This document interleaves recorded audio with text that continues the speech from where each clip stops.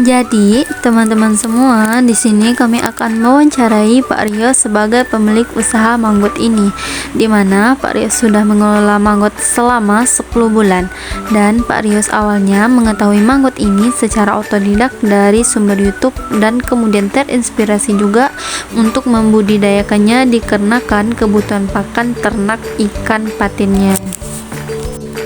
Awalnya, Pak Rios membeli bibit manggot ini via online dalam bentuk telur, kemudian membesarkannya sesuai tutorial YouTube yang sering ditonton dan berhasil, di mana hal tersebut memacu Pak Rios untuk mengembangkannya lagi. Dan program ini juga didukung oleh pemerintahan setempat. Nah, pemerintah mendukung usaha manggot ini bukan tanpa alasan.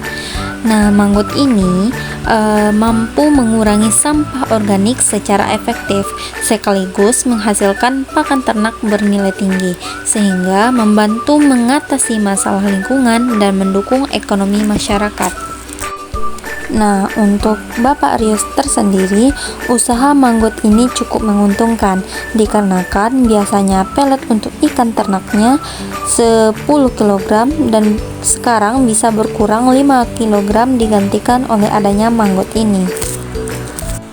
Biasanya Pak Rios menghasilkan 20-25 kg manggot per bulannya untuk dijual belikan. Nah, ini adalah induk dari manggot itu sendiri, yaitu lalat, di mana lalat ini akan bertelur di atas kayu tersebut yang dialasi oleh baskom, dan kemudian juga akan beristirahat di daun pisang tersebut, di mana telur-telur tersebut akan dipindahkan ke dalam baskom seperti yang terlihat pada video ini, di mana telurnya akan dialasi dengan tisu dan dibiarkan selama 4 hari, di mana tisunya juga dialasi dengan sampah organik, di mana dalam video ini sampah organiknya yaitu dari ampas tahu. Nah, setelah 4 hari, maka telur-telur tersebut akan menetas dan akan dipindahkan oleh Pak Rios ke dalam bak-bak yang sudah disediakannya. Nah, di sini telur-telurnya tersebut sudah nampak menetas kemudian menjadi ulat, di mana ulat-ulatnya tersebut masih tergolong kecil-kecil.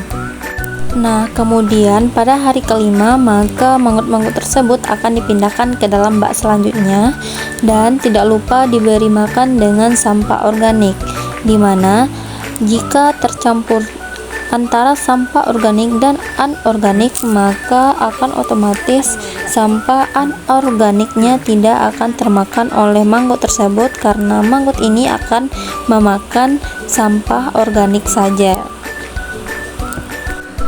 Nah, manggot dalam video ini merupakan manggot yang sudah siap panen, di mana berusia 7-14 hari. Nah, jika lebih 14 hari kemudian manggot tersebut akan menghitam, di mana ini tidak bisa dipanen. Nah, manggot-manggot tersebut akan dipindahkan ke dalam bak selanjutnya, dan manggot yang merasa tua akan bermutasi melalui bak yang ditunjuk oleh Pak Rios tersebut, kemudian jatuh ke bawah, di mana ini menunjukkan mereka akan lagi berubah menjadi lalat. Nah, manggot yang akan menjadi lalat tersebut akan dipindahkan ke dalam jaring-jaring seperti sebelumnya, dan begitu seterusnya. Nah, adapun makanan sisa dari manggot ini akan dipergunakan sebagai pupuk organik. Nah, ini adalah pupuk organik yang sudah dikumpulkan oleh Pak Rios, di mana pupuk organik ini akan dipergunakan untuk pemupukan sawit. Nah, di sini kami mencoba memberi makan ikan patin milik Pak Rios dengan manggot yang telah beliau budidayakan. Hasilnya, ikan-ikan tersebut tampak lahap saat memakannya. Usaha Pak Rios dalam beternak ikan patin yang didukung oleh budidaya manggot merupakan contoh pemanfaatan sampah organik secara inovatif dan berkelanjutan. Sampah organik di sekitar dimanfaatkan sebagai pakan manggot, lalu manggot digunakan sebagai pakan alami untuk ikan patin. Selain mengurangi limbah, usaha ini juga menghasilkan nilai ekonomi tinggi, sejalan dengan dukungan pemerintah terhadap solusi ramah lingkungan dalam pengelolaan sampah dan ketahanan pangan.